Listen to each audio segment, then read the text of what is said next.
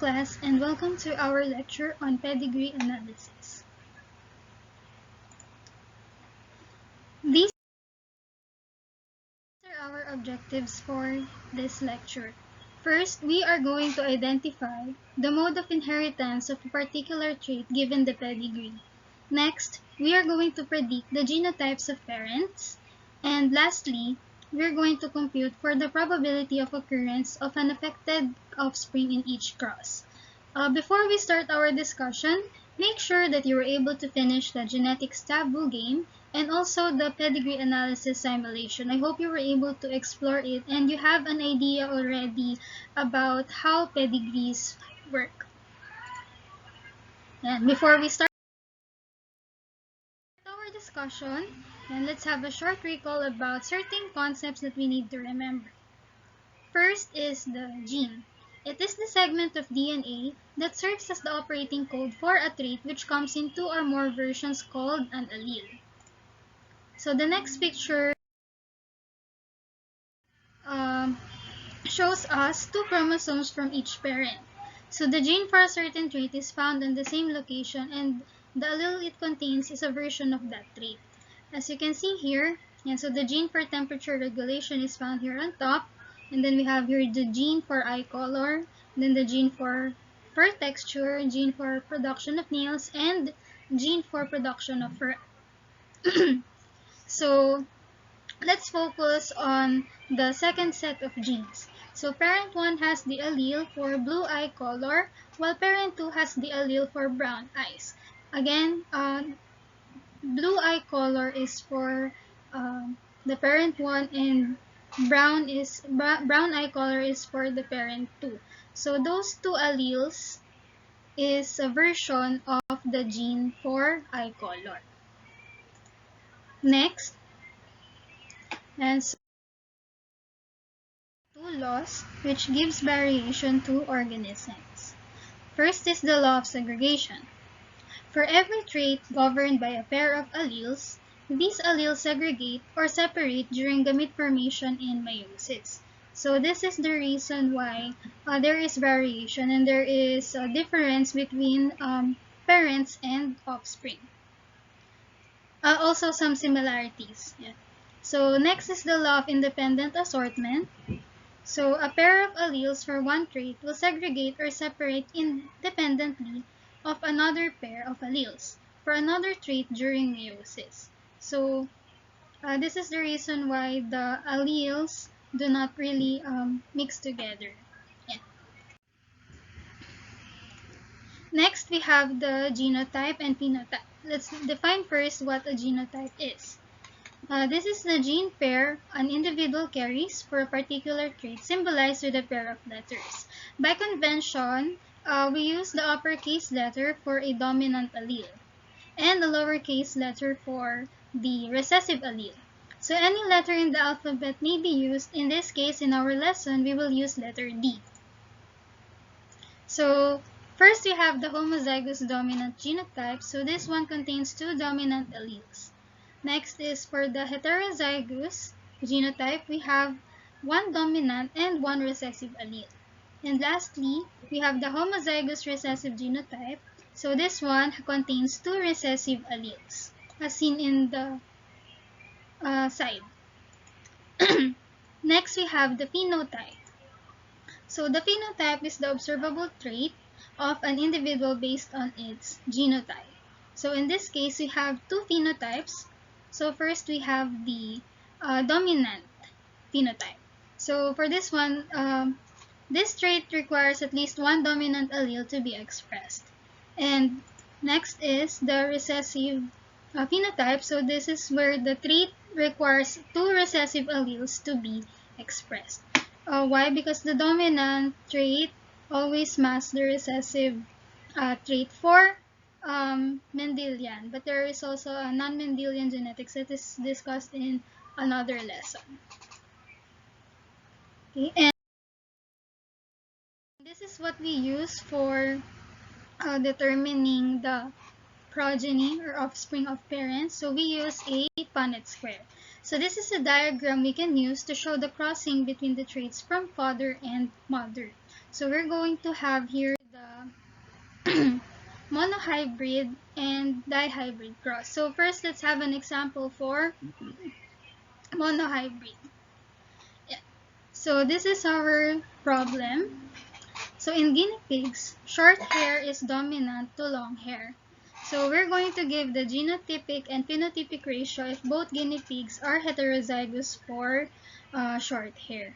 So before we show the answer, you can pause the video here so that you can answer on your own and then play it to find out if the answer that you have is correct.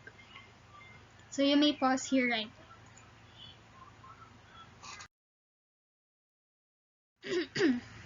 Okay, so now let us try to answer this one. So that is our table. And so this is how we're going to answer this. So first we put here the allele, so big S and small s, because both guinea pigs are heterozygous. So and then we're going to write the intersection. So we have here two dominant alleles. For this one, we have one dominant and one recessive, one dominant and one recessive, and two recessive alleles. So now we're going to write the genotypic ratio. So, okay, so for the genotypic ratio, we're just going to look at the genotypes. So we have here one. So we have here one homozygous dominant genotype, and then we also have here two heterozygous phenotypes. So one is to two heterozygous, and then we also have here one homozygous recessive. So this is our genotypic ratio. So 1 is to 2 is to 1. So we have here one homozygous dominant is to two heterozygous is to one homozygous recessive. So now let's look at the phenotypic ratio.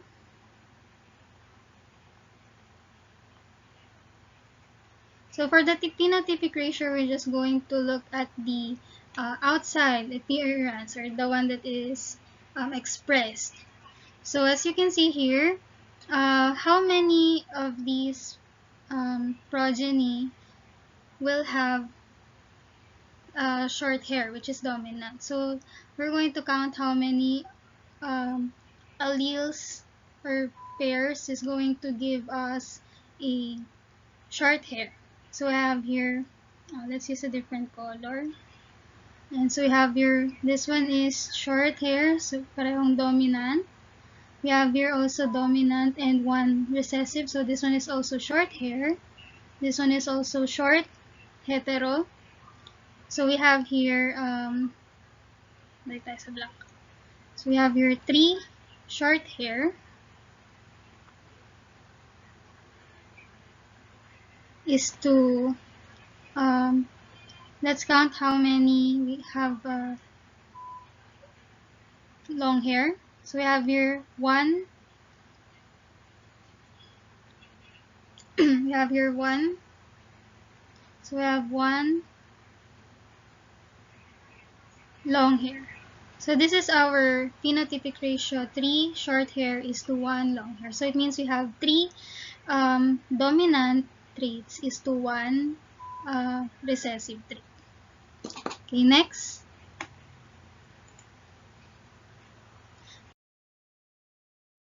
And so here are some common monohybrid cross ratios. So this will be useful later. So just make sure that you are familiar with how they are obtained. So we have here the cross, the sample process. So we have here homozygous dominant cross to homozygous dominant, and so on and so forth. We also have here hetero, cross to hetero. We also have your hetero cross to homozygous recessive. And these are the expected genotypes and phenotypes.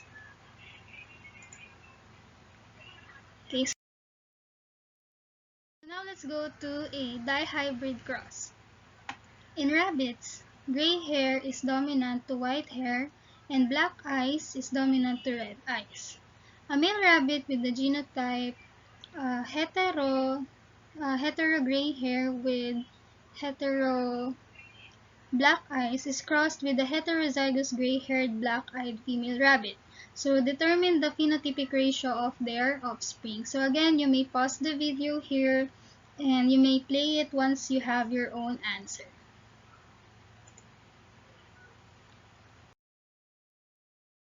Now let us answer this problem. So we're going to use the FOIL method to write here the pairs of alleles. So first we're going to write capital G and capital B. So since the female is also the same phenotype, so let's just write it here also. And then we have here capital G and small letter B, small letter G, capital B. Let's write it here also. And then lastly, we have a small letter G and small letter B. Yeah. So we're just going to write again the intersection of this one. So here we have two capital G's and two capital B's. We also have here two capital G's. And we have here a capital and small b. Okay, so this one we have a hetero and then another homozygous dominant. Then for this one we have a hetero, both are hetero. And so for this one we have homozygous dominant with a hetero, and then we have homozygous dominant with homozygous recessive, then hetero with another hetero. And next we have hetero with homozygous homozygous recessive, and then okay, almost here, halfway through. So we have here a hetero with homozygous dominant, and then hetero, both hetero, then homozygous recessive with homozygous dominant, and then homozygous recessive with hetero, and then this one, last row, have hetero, hetero, and another hetero with homozygous recessive, and this one homozygous recessive with another hetero, and lastly two homozygous recessives. Yeah. So so we're going to count the phenotypic ratio. And so we have here, you can count 9 gray hair and black eyes. So 9 gray with black doesn't fit. Black. And then we also have 3 gray hair with red eyes. We also have 3 white with black eyes. That's black, okay. And then we only have 1 white hair with red eyes. So we have the phenotypic ratio of 9:3:3:1. And so I hope everything is clear for the monohybrid and dihybrid cross. Okay. So is your memory refreshed? And so I hope yes, your memory is refreshed, but if your answer is no, you can still replay the video, or you can still read other videos or read your book so that you can be refreshed with the certain concepts that we need. Okay. So now let's go into our discussion. So what is a pedigree? Some of you might think, is it the one that I'm going to give my dog, the pedigree dog food? Yeah. But here is our definition for the pedigree. Yeah.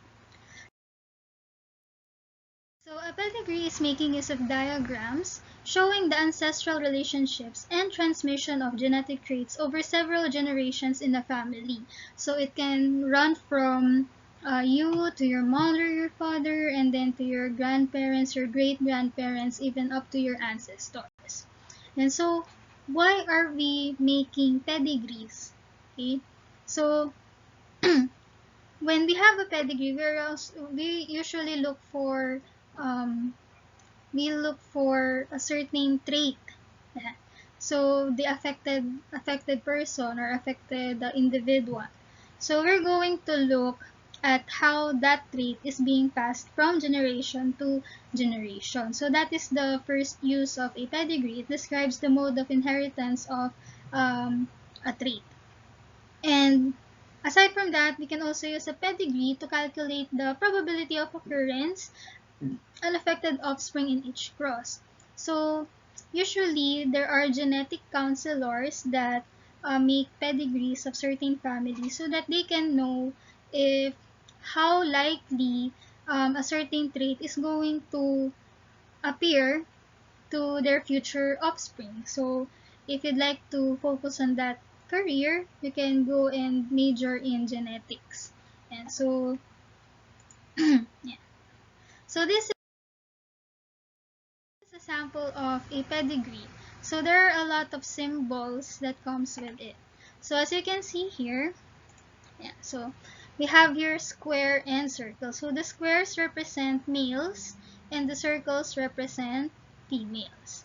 So as you can see here, we have here a shade and unshaded circles and squares. So if the square or circle is shaded, it means that the trait is present or it is shown, expressed in an individual. So that is called the affected individual.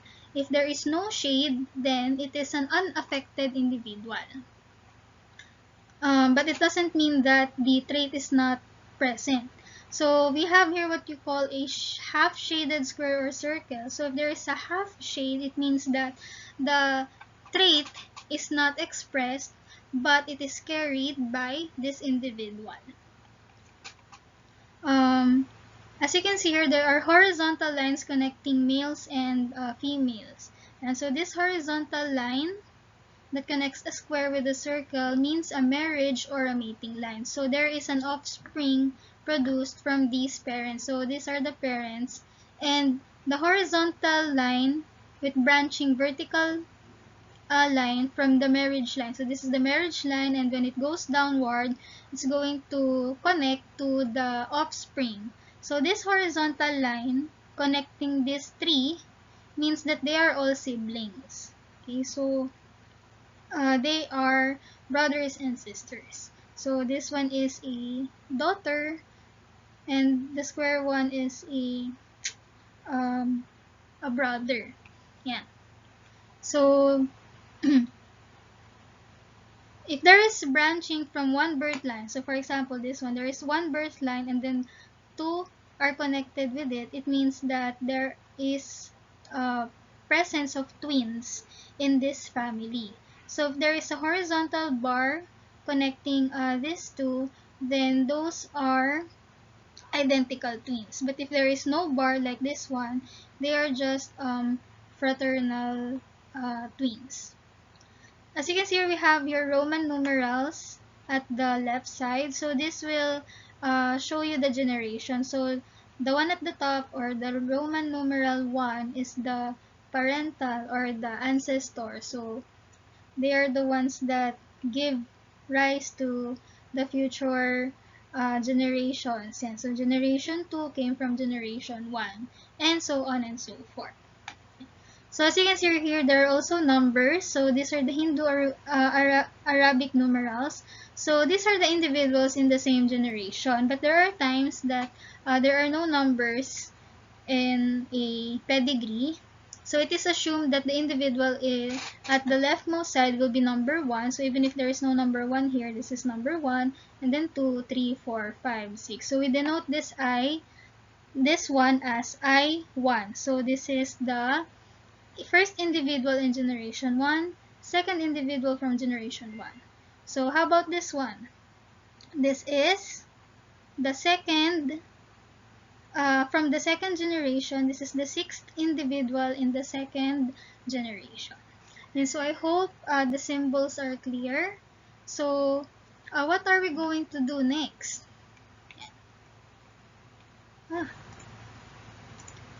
So we're going to look at different examples of pedigrees. And so as you can see here, there are no numbers, so it means that this is I1, wait, this is I1, I2, 2-1, 2-2, and so on. Okay, so now let's look at the mode of inheritance here. So let's look at the shaded individuals. So if the trait is dominant, then unaffected homozygous recessive individuals cannot produce an offspring with a dominant trait. So for example, this one. This is an affected individual mating with an unaffected individual. But look at them. All of the offspring, or majority of the offspring, is not affected. Only one of them is affected. Okay? So if the trait is recessive, then both parents are most likely to be heterozygous individuals who carry the recessive trait but is masked by the dominant trait. A recessive trait can only appear in an offspring if two recessive alleles are passed from father and mother. Yan. As you can see here, we have 4, 1, 2, 3, 4, 5, 6, 7, 8, 9. So we have 4, 9, and 4, 10. 4-9 and 4-10 are not affected individuals, but they have one offspring which is affected. So it means the parents doesn't contain the trait, but one of their offspring contains the trait. So it means that both parents are carriers of the trait, but it's not manifested. So we can say that in this example number 1, the mode of inheritance is recessive. So the shaded individuals here are recessive, contains recessive alleles. So pag recessive, we have two recessive alleles. So we can rule out that all of them have small letters. Yeah. So now let's look at the genotypes. Yeah.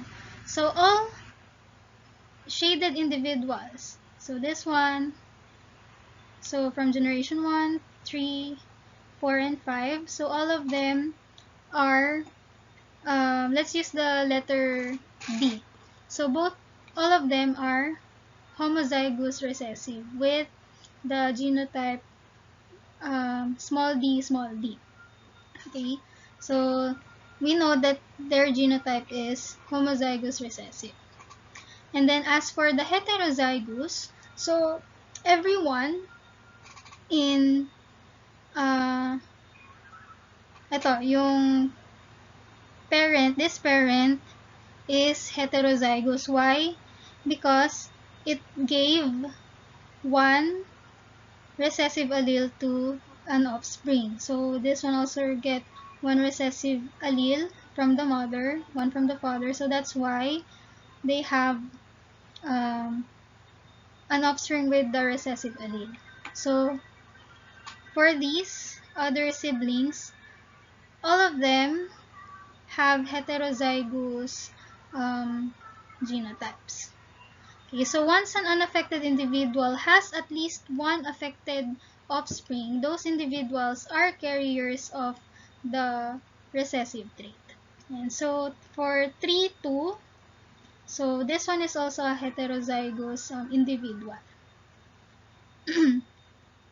And all unaffected individuals in generation 4, so this one, all of the ones here that are not shaded are also heterozygous. Yan. And as for the generation 3, ito si 3, this one. So we can say that this one is a homozygous dominant. Okay, why? Because all of the offspring doesn't didn't show the recessive trait. So it means that this one is a homozygous dominant. So all of the offspring of 3,3 and 3,4 are unaffected by the trait. Therefore, a dominant trait is present in each offspring and masks the recessive trait from 3,4. Itong square na black. And so even if they are unaffected, all of them are carriers of the recessive trait. And then as for uncertain individuals, so let's go at generation 5. So generation 5, si 5,1, 5,2, and 5,3. So we can rule out that they are either homozygous dominant or heterozygous. So why?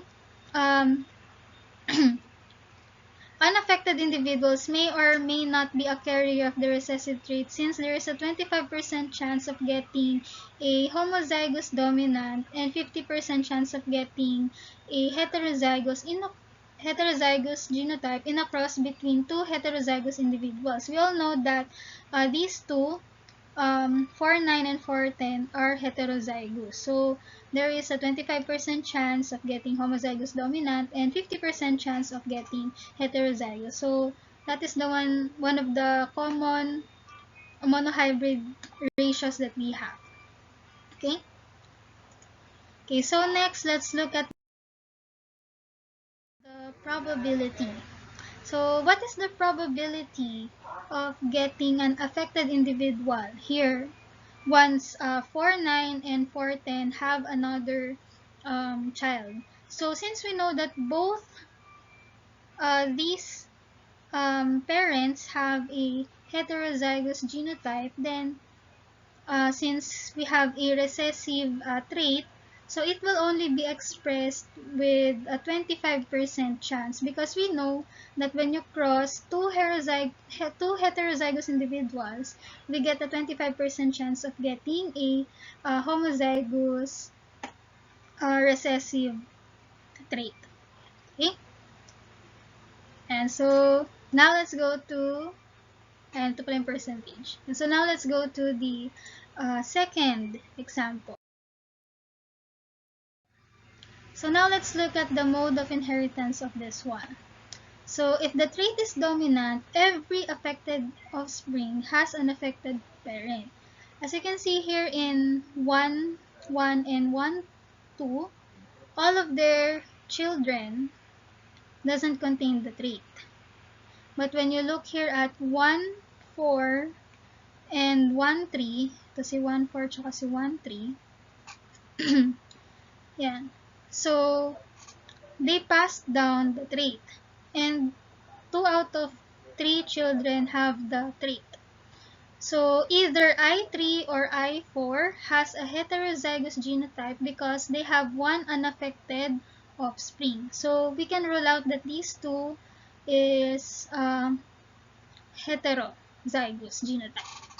So, if the trait is recessive, then both I3 and I4 has a homozygous recessive genotype. So, if we think that this one is a recessive mode of inheritance, then we can never have a dominant child. I mean a dominant allele present in a child. Okay, so we can rule out that this is not recessive, and we can say that this one is a dominant mode of inheritance. Okay, next let's